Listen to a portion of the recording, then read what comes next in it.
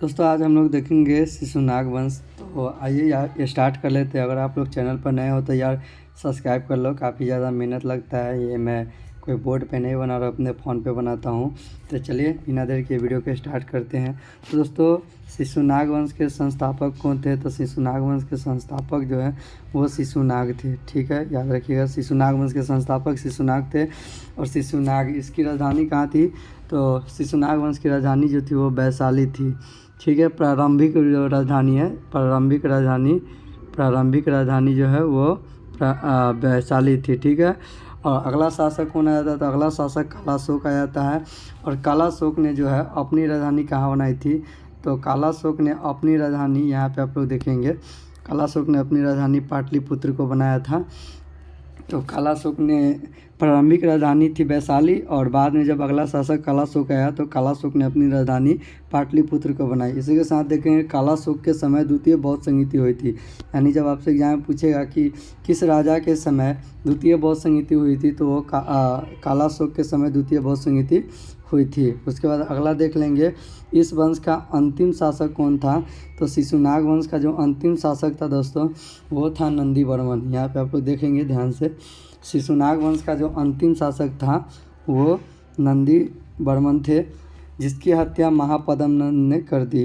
यानी नंदी वर्मन की हत्या किसने कर दी? तो महापद्मनंद ने नंदी वर्मन की हत्या कर दी और नंद वंश की स्थापना कर दी।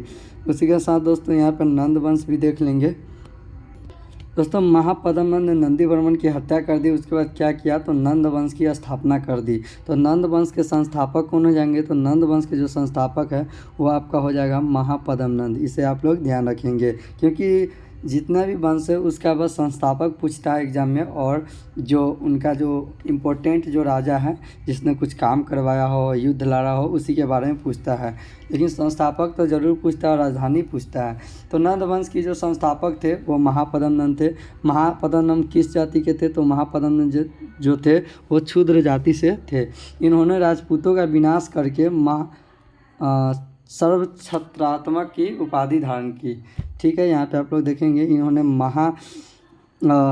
इन्होंने राजपूतों का विनाश करके सर्वछत्रात्मक कई उपाधि धारण कर ली।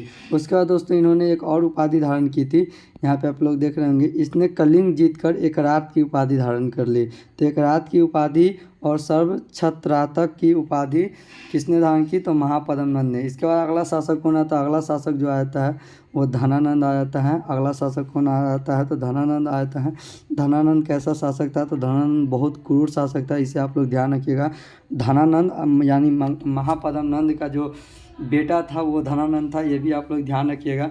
तो नंद वंश का अगला शासक कौन आ जाता है? तो धनानंद आ जाता है। धनानंद बहुत ही क्रूर शासक था, इसने कलिंग में नहर निर्माण करवाया था। धनानंद ने क्या करवाया था? तो कलिंग में नहर निर्माण कराया था, क्योंकि इनके जो पिताजी थे महापद्मनंद, उसने कलिंग जीत लिया था, तो इसने कलिंग में नहर निर्माण कराया था। तो यहाँ पे आप लोग देख रहे हैं धनानंद ने क्या किया था? तो कलिंग में नहर निर्माण कराया था। इसने चाणक्य का अपमान करके, चाणक्य कौन थे? तो वो चंद्रगुप्त मौर्य के गुरु थे। और चाणक्य के पिताजी का नाम क्या था? तो चाणक्य के पिता का नाम जो था वो गुनी था। यहाँ पे मैं लिख देता हूँ, चाणक्य के पिता का नाम गुनी था। तो चाणक्य का अपमान करके अपने दरबार से निकाल दिया था। ठीक है, तो चाणक्य का अपमान करके किसने दरबार से निकाला था? तो धनानंद ने निकाला था।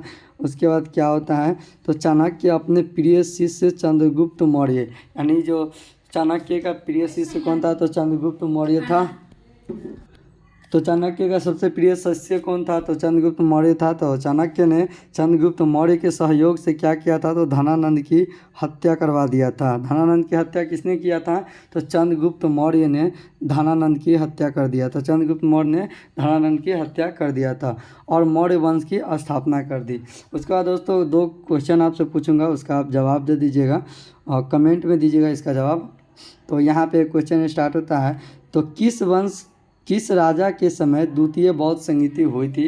इसका ऑप्शन आपको देखने को मिल रहा होगा, शिशुनाग नंदी बर्मन, धनानंद और कालाशोक। इसका आंसर जो है दोस्तों, इसका आंसर आपको कमेंट में देना है, ठीक है। इसका आंसर आपको कमेंट में दे देना है। ये वीडियो जब आप देख लेंगे पूरी तरह तो कमेंट में दे दीजिए। उसके बाद अगला जो क्वेश्चन है वो है, धनानंद ने अपने दरबार से किसको अपमान करके निकाला?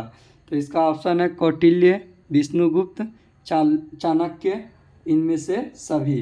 तो आपको जो करेक्ट आंसर है वही आपको लिख देना है और इसका भी आंसर आपको कमेंट में लिख देना है। उसके बाद दोस्तों, अगर आप लोग हमारे वीडियो को देखे हैं, अच्छा लगा है, तो आप वीडियो को लाइक कर दीजिएगा और साथ ही इसे शेयर भी कर दीजिएगा अपने दोस्तों के साथ, ताकि वो भी देख सके। और दोस्तों, आप इसे सब्सक्राइब भी इस चैनल को कर लीजिएगा, ताकि इसी तरह की और वीडियो आपको देखने को मिले। तो मिलते हैं दोस्तों फिर से किसी नई वीडियो में, तब तक के लिए जय हिंद।